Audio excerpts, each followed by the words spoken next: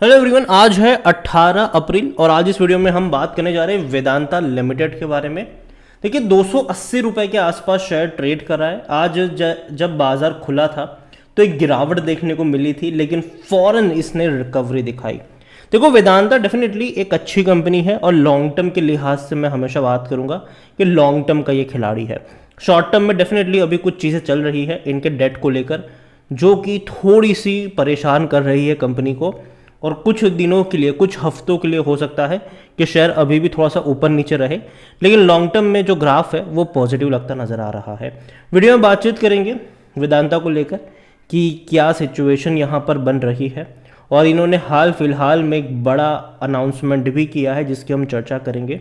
लेकिन उससे पहले अगर आपने अभी तक चैनल को सब्सक्राइब नहीं किया है तो प्लीज़ अभी इसे सब्सक्राइब कर लीजिए, क्योंकि आगे भी बहुत सारे वीडियोज़ हैं जो आपको काफ़ी ज़्यादा हेल्प करेंगे। तो 280 रुपए का शेयर वेदांता का, और जब भी गिरावट आई है बाउंस बैक दिखाया है।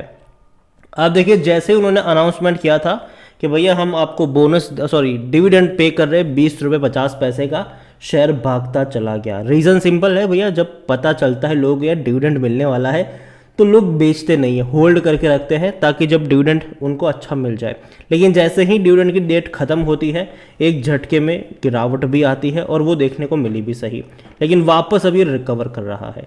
तो देखा जाए तो भैया नुकसान में कोई नहीं है यहाँ पर, इवन जो डिविडेंड है वो आपके लिए फ़ायदा ही है। आप देखिए यहाँ पर कि एक महीने में भले ही यहाँ पर ना ही कोई तेज़ी है ना ही गिरावट है, लेकिन पिछले एक महीने में आप ये मान के चल सकते हो आपको डिविडेंड का पैसा मिल जाएगा 20 रुपये 50 पैसे का। तो वो आपका मुनाफा है, वो 10% आपने कमा लिया यहाँ पर, ये आप मान के चलिए। वेदांता अगर हम देखें तो पिछले एक साल के अंदर वेदांता में गिरावट 34% की रही है। शुरुआती दौर में जो गिरावट थी उसकी सबसे बड़ी वजह थी रशिया यूक्रेन क्राइसिस, उसके बाद सरकार ने बड़ा सा टैक्स लगाया था, उसके बाद जो डिविडेंड भारी भरकम इन्होंने अनाउंस किए हैं उसकी वजह से थोड़ा सा एडजस्ट होता प्राइस हमें नज़र आया।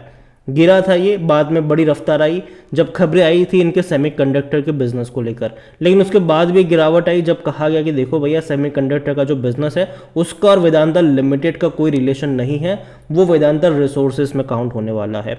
और अभी बड़ी अपडेट यहाँ पर आई है, वेदांता ने साइन किया है MOU with 20 Korean display glass manufacture, और ये बहुत बड़ी बात है।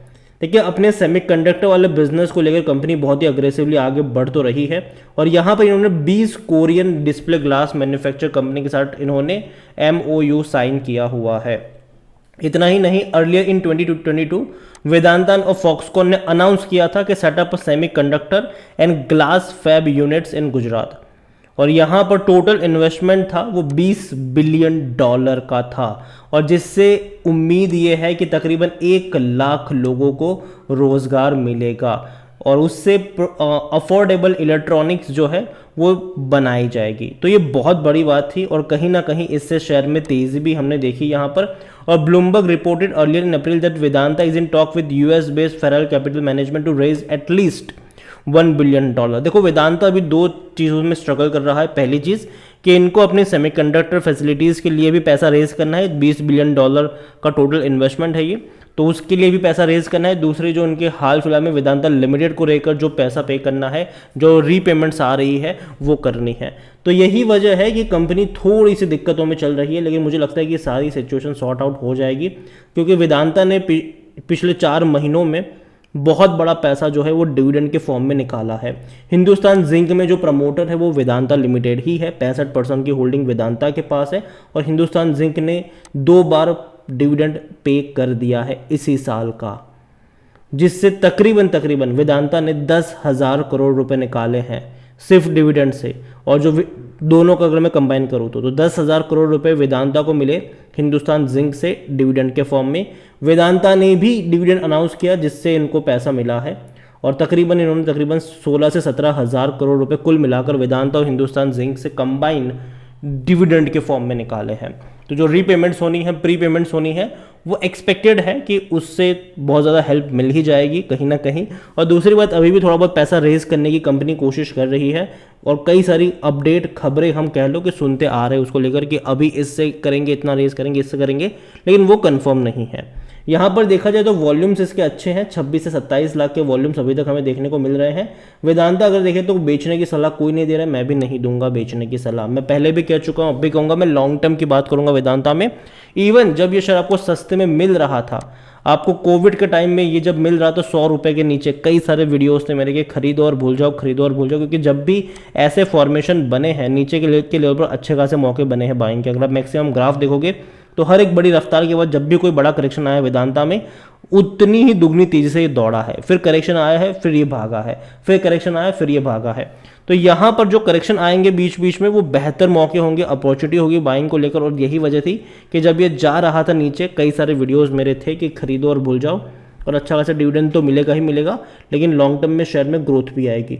आज वेदांता का शेयर कुछ इस तरीके से है कि 280 पे ट्रेड कर रहा है, और अगर आपकी बाइंग कोविड के टाइम पे मान लो कि 100 रुपये के भी नीचे होती है, तो आपके शेयर प्राइस में तो आपको उतना ज़्यादा पैसा मिल ही जाता है। लेकिन पिछले ही साल इसने 100 रुपये का डिविडेंड भी पे कर दिया है, इससे पहले भी पे कर रहा था। तो देखा जाए तो ऑलमोस्ट कंपनी अच्छा खासा पैसा बना कर दे तो रही है। बस ये है कि तब आपकी बाइंग हो जब ये सस्ता बिक रहा हो, जब सस्ता मिल रहा हो, जब करेक्शन अच्छा खासा देखने को मिला हो।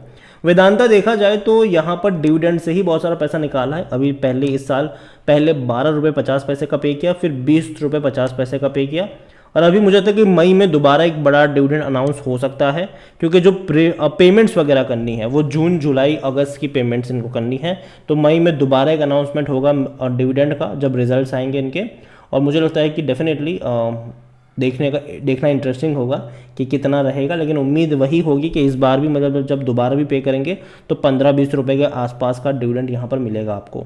तो कंपनी डिविडेंड से बहुत सारा पैसा निकाल रही है, लेकिन हाँ एक चीज़ ये भी कि कंपनी अगर पैसा निकाल रही है तो कंपनी को पैसा कमाना भी पड़ेगा। यहाँ पर देखिए 2022 में कुछ खेल हुआ जिससे वेदांता के रेवेन्यू एकदम से बढ़ गए और वेदांता के प्रॉफिट और तेज़ी से बढ़ गए। और वो ये था कि चाइना का लॉकडाउन में होना, चाइना लॉकडाउन में था और इसकी वजह से कहीं ना कहीं जो डिमांड्स थी वो भारत की तरफ शिफ्ट होती नजर आई हमें। लेकिन अब चाइना अनलॉक हो रहा है, हो चुका है कह लो आप, तो इसकी वजह से कहीं ना कहीं डिमांड में श्रिंक आया है। अगर आप क्वार्टर ऑन क्वार्टर देखेंगे तो आप समझ पाएंगे कि इनके रेवेन्यू घट रहे हैं, 40 से 38 पे, फिर 36, फिर 34। सेम चीज़ प्रॉफिट के साथ भी हो रही है, जो प्रॉफिट ज़्यादा था वो घट रहा है अभी।